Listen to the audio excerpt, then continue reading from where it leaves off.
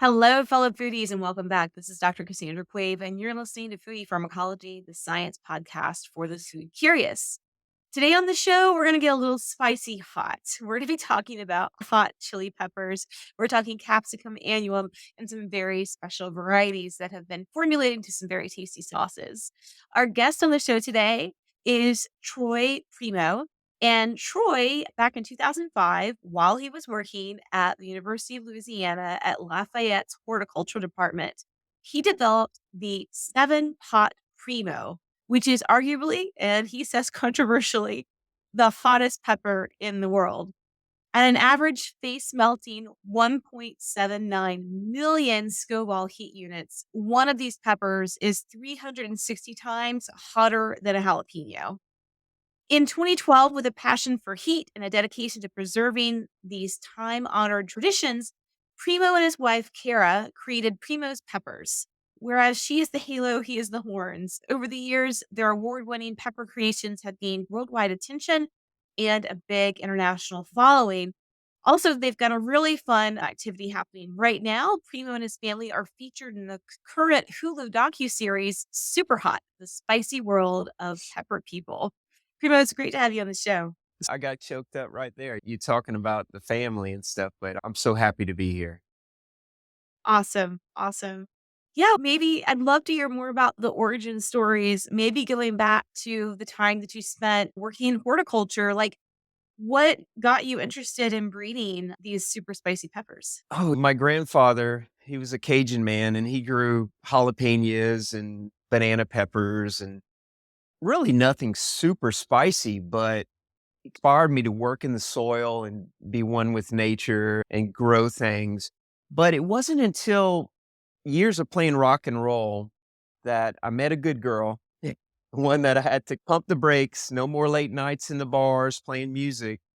And I thought, what can I do that's rock and roll in my backyard legally? Hot peppers.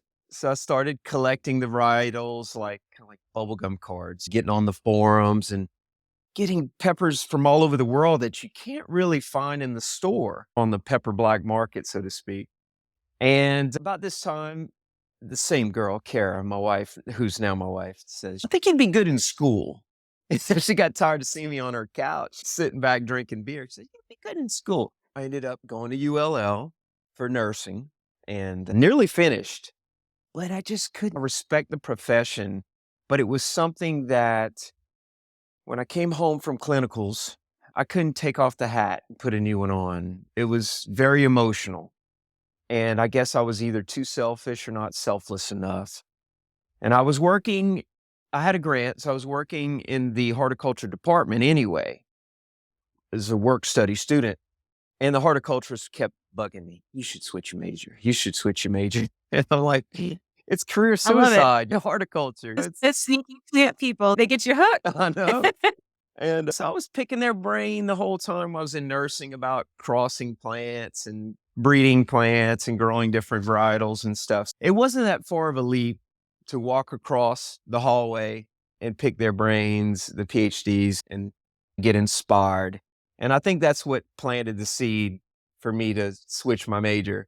But there's a long story of it as far as the parents of the Primeaux pepper and how I acquired it. But like I told Brian Scope, the director and producer of Superhot, I'm a quiet guy who talks a lot. So feel free to hone me in and ask questions.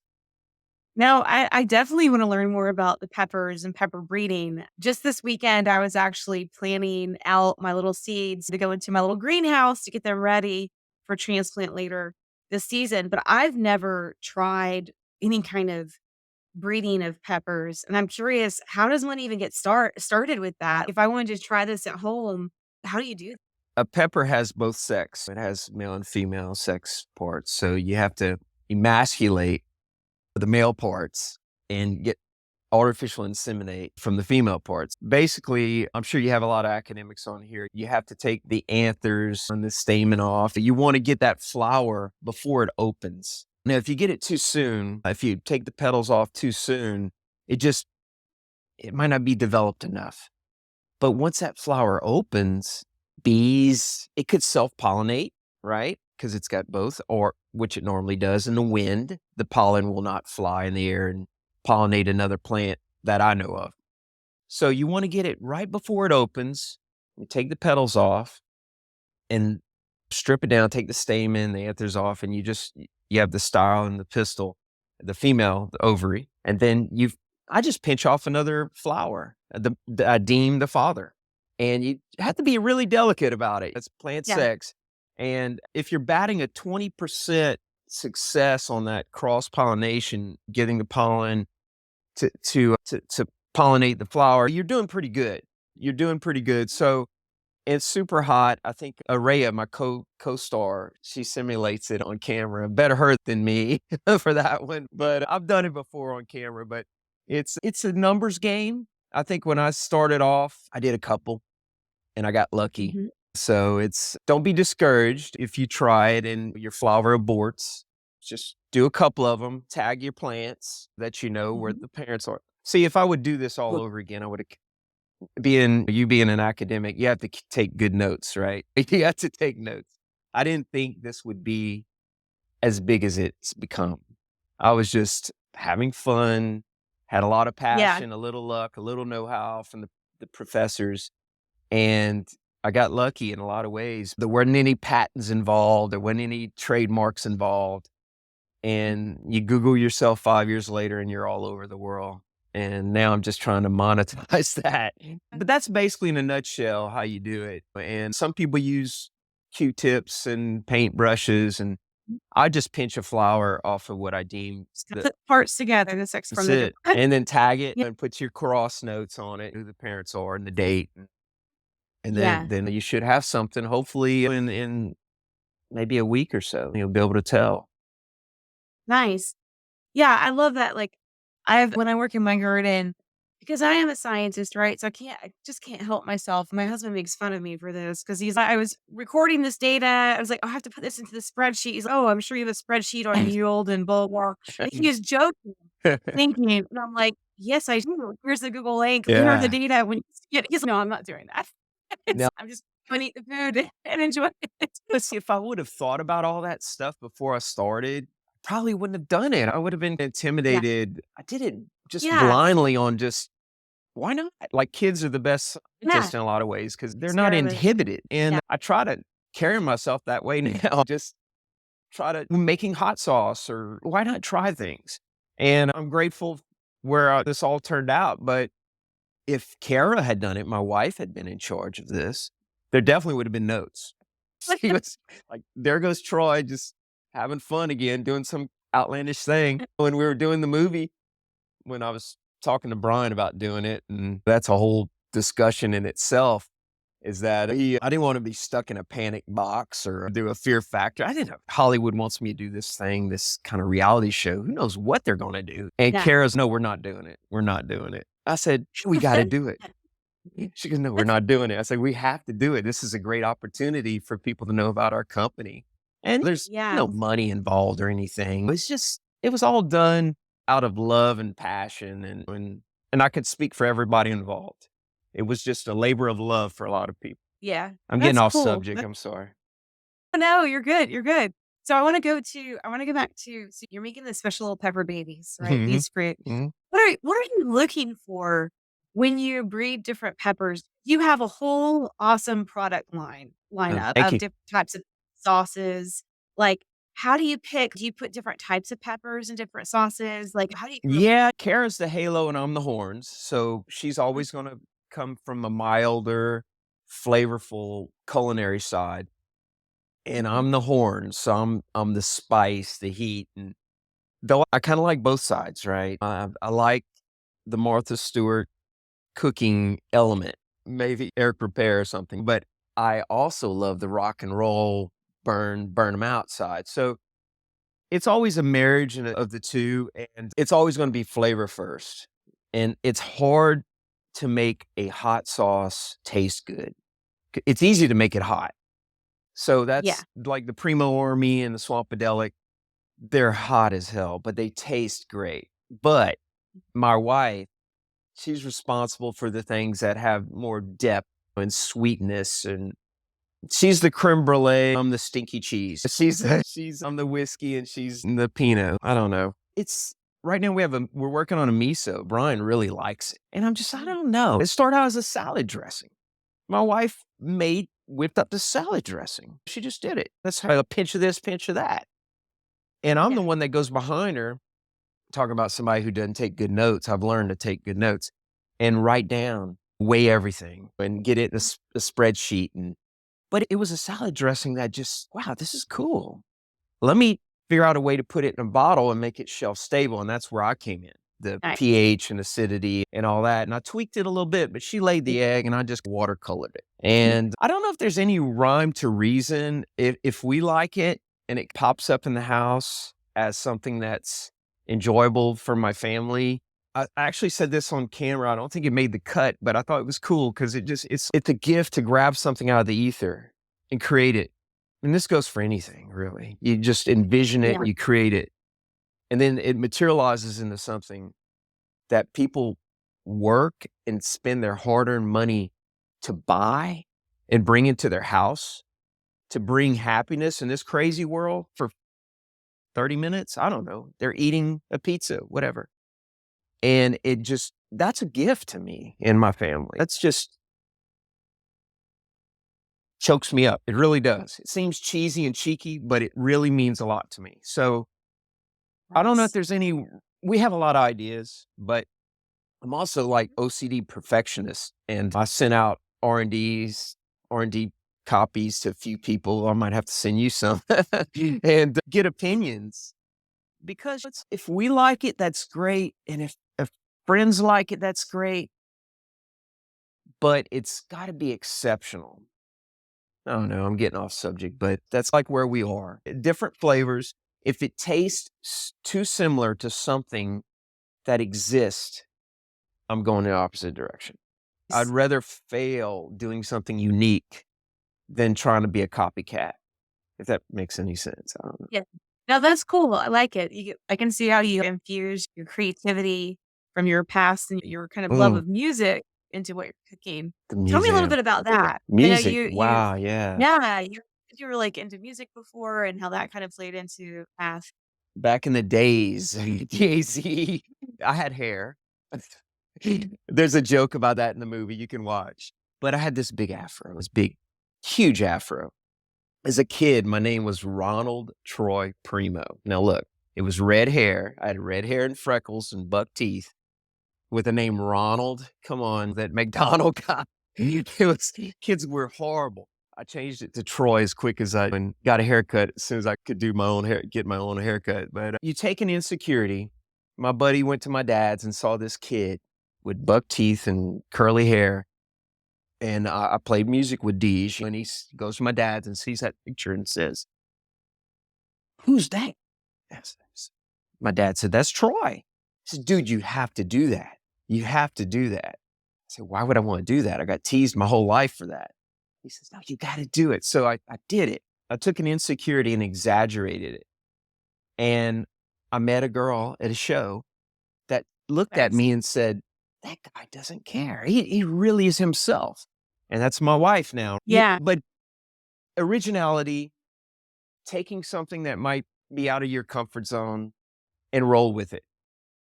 If it makes you nervous, you're probably doing something right. You're a little nervous I was a little nervous doing this, and now I'm feeling good. It's like taking that energy and just putting it out there. With music, we're the same way. Look, Yeah. if we were too much like what was going on, we did something different. In Deej, we have a Grammy nominated song in a Quentin Tarantino movie that I produced. And it's not quit your day job, but we get royalties on that. That's all from my music, late night studio business and mixing and producing. And it wasn't a sustainable living, but I miss that artistic side. Peppers were the consolation prize for hanging up my rock and roll boots. And I will always love music. It can totally change my day, make my day, sometimes ruin my day, depending on the band. But arts. In Superhot, we talk a little bit about the creation of a label and making a product out of that almost makes the sauce taste better. if you've got great artwork. Same thing with an album and the creation of the album cover. I've always been into that visual arts and stuff. I don't know if I answered your question, but Oh, you did, totally. I can see the line between kind of the creative energies from music into your art, because food is a form of art as well, oh, right? So absolutely. Yeah, absolutely. If express. you go to my Instagram, there's a point where it was all food. It still is a lot of food pictures, but Uh-huh. we would take Kara and I would just go on adventures. We got married in Washington State, Oregon, and spent a lot of time in Washington State. But I was just like, oh my God, Willamette Valley, what? And I'm taking pictures of everything. There's food pictures and there's pepper pictures and there's cats. You look at my Instagram, it's all about the food. And the problem is I have to get out and exercise. I live in Louisiana. I come from a large, long line of complacency. If we're running, it's to get something out of the fridge or we're running away from somebody.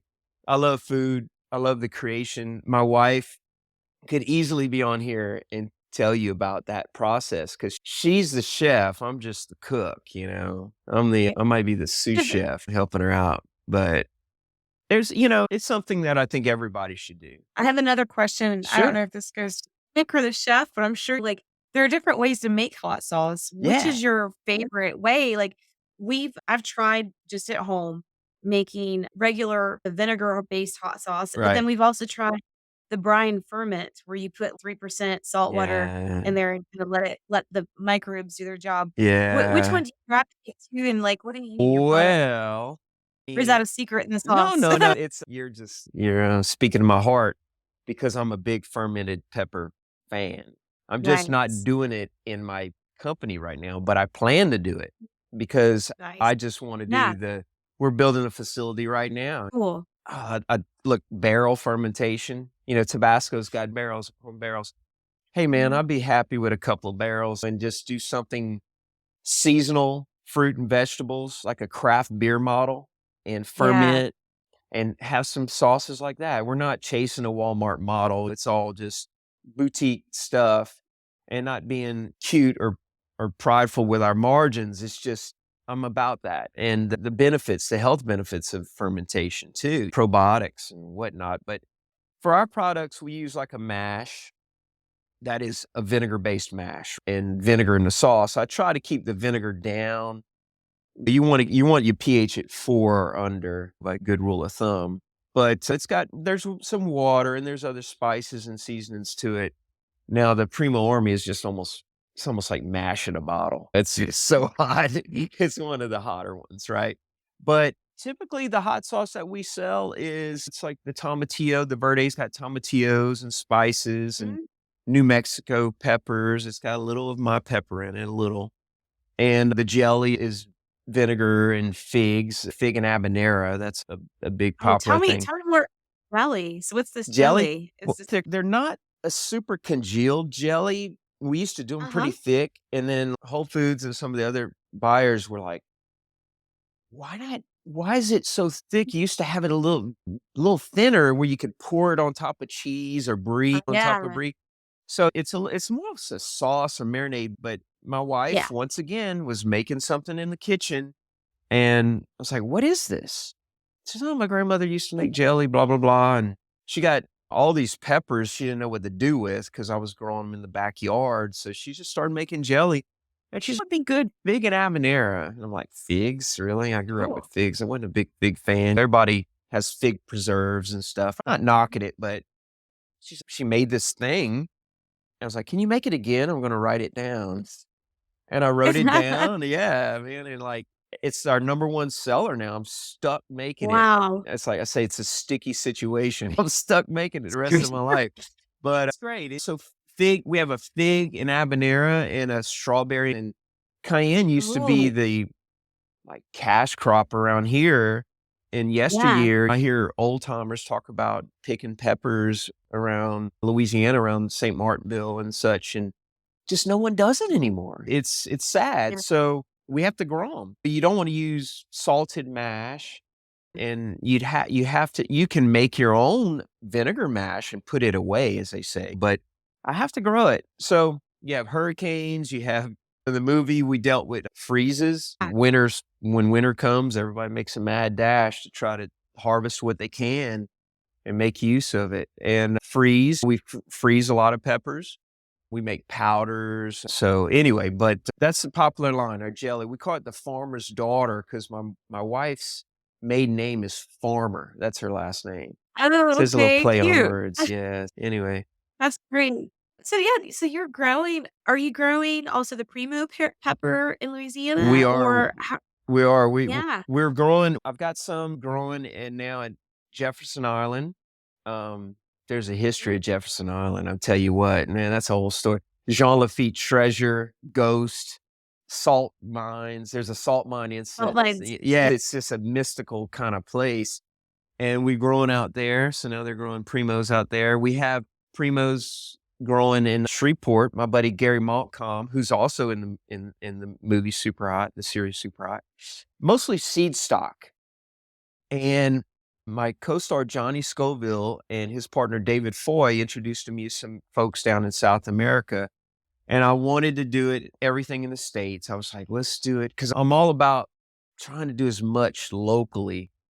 And Yeah, during great yeah. it's just getting people to work. And during the pandemic, nobody really wanted to work. And it was just unfortunate because I had 2,000 something plants and everything rotted.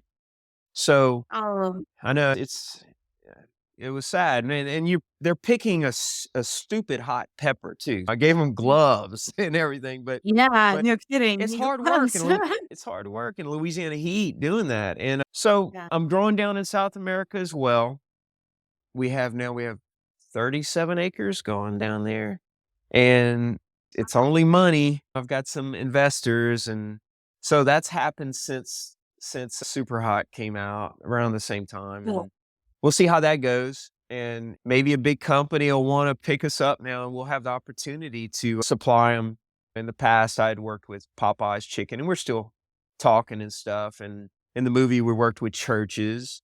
So I had two chicken companies, and yeah, I was being courted by two chicken companies, or I was courting them. And so we'll see where it goes. All from a backyard cross that kind of ended up in a That's Hollywood so cool. series, and I don't Yeah. know. So I wanna ask you more about the show. For those of us that Sure. haven't seen it yet, tell us about it. Since it's a crazy thing, you get approached to like, "Hey, we wanna do a real life, like, behind the scenes, what it's like in the Primo household." Like, how did it all come Yeah. about? There Yeah. was a lot of intrepidation about that because Brian, I had to have a lot of faith in Brian. You know, we had a contract which I had a lawyer look at and all that. And even though everybody assured me something, I was just like, look, I don't want to lose anything, any IP. And none of that happened, and Brian was a sweetheart about it.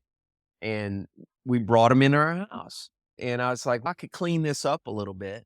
And they're like, no, don't do anything. I'm like, we want it real. This is your Yeah. life. And I'm like, so you start thinking about, that's my laundry basket over there. The whole world's Yeah, going to see yeah. it. But thankfully it was some of that, but mostly it was about the passion of several members. There's about 4 or 5 people in the movie. It follows their lives loosely and their passion. Yeah. We've got competitive eaters that Liga Far, Shahina, she's going for 100 wins, eating these stupid hot peppers. And she's like a buck 09. She's about that big. And she's just putting down my pepper and it's sensational. Wow. It's definitely, Wow. that's the rock and roll element of it. And Yeah. then you've got Goot that struggles with addiction and family life and the balance. You've got Bobby and Araya, who are the new kids on the block. And I guess I'm like a statesman to them, the kind of mentor. And there's a lot of controversy with my story we had to edit out, unfortunately.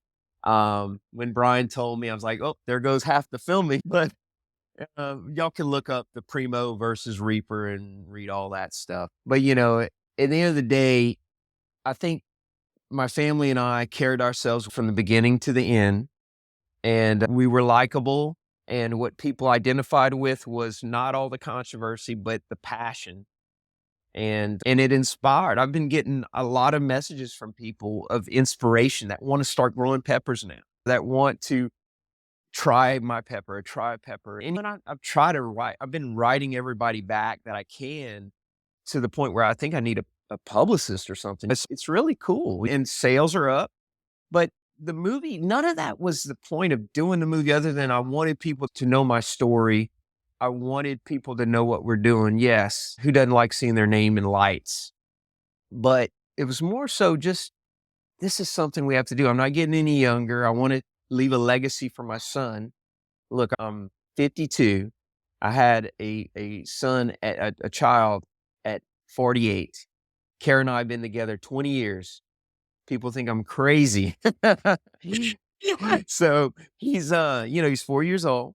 He's also in featured in the movie a little bit, and I have to leave a legacy for him, whether he Yeah. wants it or not. I didn't have that opportunity, and I think it's great. It gives me something to keep going, to keep doing this because it hasn't been easy. If it'd be easy, I haven't found it. And I'm just going to keep doing it for him and for the people that write me and are inspired. And Brian and Hulu and High Noon Entertainment came to us. They saw something in it. While we were Yeah. filming Emerald Lagasse wrote me. We didn't get a chance to do it, but it must mean we're doing something right. I'm not going to be anything other than myself. Uh, Yeah. so that's all I can do. I was nervous about doing this show because I've been listening to your podcast and you've got a lot of smart people on there. They're probably way smarter than I am. Well, But we just get about plants. I think the thing that we all have in common is this love for food. And I see that creativity and love when you talk about your peppers. And I love it. It gets me excited about peppers. It has me thinking about, "Ooh, what else should I get into my greenhouse so I can get a head start this yeah. season?" Oh, look, girl, It's, I can tell you yeah. the ahis, Peruvian ahis Uh-huh. are great. Back at them, they're like citrusy. They use them in ceviche a lot, and those are great, Right. man. I need to. I see. I used to have 70 something varieties in my backyard, and when Wow. I started having to grow peppers and stuff as for these products, can't do Yeah. that anymore. I started after the movie. Johnny Scoville at the end says, "I think you're inspired." Listen, I don't want to give it away, but I ended up going back in the seed bank and pulling out some of my old crosses, and I've got Right. one I'm working on called the Louisiana Creeper, and it's hotter than the Primo and all that. And I've been inspired to play around some more and let somebody else grow the peppers for me and that we need for Yeah. products. Cause, cause that's what's like playing a guitar. I miss playing the guitar. I pick it up every now Yeah. and then and play it in the living room with Hudson, but the acoustic. And the creation, the passion, the kind of what it does for my soul is important. And it's the reason I started out doing this. I was listening to you talk about origins and culture of food, ethnobotany, and I could have been an anthropologist, really. Yeah. I really got into that in school because we had to take that as an elective. And I just like, man, I ended up taking several classes and just how things are derived in different cultures and where they come from and meanings. And it just means so much to me. I don't know. I Awesome. geek out on that. I just love the fact that you're bringing back also something that I think a lot of people, even those of us that do garden, we don't necessarily play around with making new varieties or making new crosses. We Right. get the seeds out the packet, you get at the hardware store and you put them in the ground and you think, yay, I did something. I grew my own food. But I think what you're doing, just playing around with these crosses and thinking about ways to come up with new flavors and new qualities, Right. that's how we got to all these amazing varieties in Yeah. the first place. And it's not something that I think many of us do. Part of it is it's just we're not taught how to do that. I never had the chance to learn about how to do that from my parents. I've never taken a horticulture class. So but I think it's inspiring because you're showing you can do this. You can do Thank this you. in your backyard. Like you said, Yeah. I think that's great. And then play with your products, see what amazing, delicious you So can you get. need to cross something this year. You need to, Too. I'll I'm help you out. inspired. I'm pretty yeah. No, there's I a don't few support women. you were asking earlier about attributes and things you want, but heat is one thing, but I've been like thinking about a few other things like cold tolerance. There's chili patines, which are like, it's an annuum and it's a plant that kind of, the Cajuns call it like bird's eye or bird pepper around here because they're bird propagated. Most peppers were originally from, I think it was Bolivia, just like where they think everything originated from because there's more wild per capita pepper plants still to this day there. And but this pepper, it pops up every now and then in the wild around Louisiana. It survives freezes. Oh, Yeah, and nice. it's, like, really tiny, but can you imagine mixing that with a Love cayenne? Alright, that. this is one of my outlandish ideas. I'm just it's okay, what if I breed it with a cayenne and I make a cold tolerant cayenne that farmers in Louisiana can grow again, and then I'll bring the cayenne back to Louisiana, and they'll be able to grow it year after year, and I love that. it's This is like very this is how we adapt to climate change too, is you yeah. have to stay mixed together to keep up with what's happening. So Well, that's cool. it's a naive thing, but it's not Yeah. improbable. It's very much just finding that trait, and it just takes replication and a Yeah. numbers game. But that's one thing I'm into too, is like cold tolerance and hardiness. And we had plants at Yeah. we had a flood at my mom's, and I had like my plants growing at one time there, and they sat in water for a week and a half, and I lost all but like 10 plants. Guess what I did Wow. with those 10 plants? There you We have go. to keep You there's the know? winners. You're a scientist at heart. I see I it. get hard, That's yeah. One thing I have is heart. Troy, where can we send people to find out more? So you said Hulu is for the show Yeah, Superhot. so Hulu has, And Disney Plus in certain markets, I wanna say internationally, I think it's okay. in, Canada, in, London, Europe, Australia, I think it's on Disney Plus, but it's on Hulu in the States. It's called Superhot: The Spicy World of Pepper People.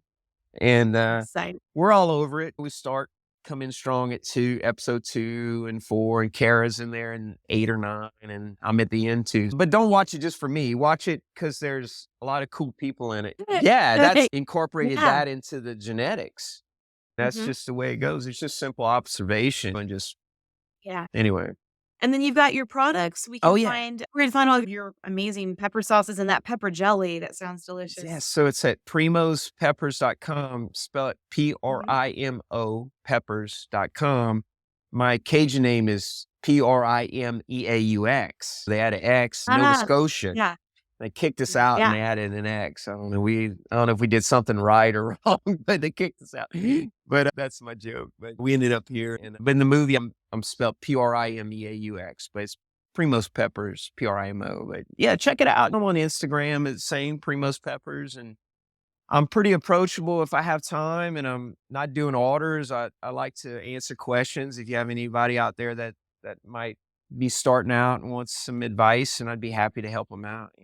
And Awesome. and I don't know if I sent it to you, but I'm doing a discount for the folks. I was about to All say, right, right, yeah. right. So here we've got a 15% discount for all those Foodie Pharmacology fans that have tuned in. But it's just Foodie, Foodie, all Right, caps. So you right. can get your discount. Right. Awesome. Sorry it's not Awesome. more, but I just thought I'd No, give a little that's bit. fantastic. Appreciate it. No, Sure great. thing. Thanks so much, Troy, for coming on the show. It was great talking. All right, you've been listening to Foodie Pharmacology, the science podcast for the food curious, recorded for you today on Squadcast. I want to give a big shout out of thanks to our producers, to Rob Cohen and Christine Roth for putting on a great show for you each and every week. I want you to head on over to our website at foodiepharmacology.com. You can find links to the audio and video version of this episode. You can also find links to our social and, of course, our swag site where we've got lots of fun coffee cups and mugs and bags and lots of fun things to try out. Again, head over to primopeppers.com and put in that discount of foodie to get 15% off on your order. Thanks for listening. Stay healthy out there, and I'll see you next time.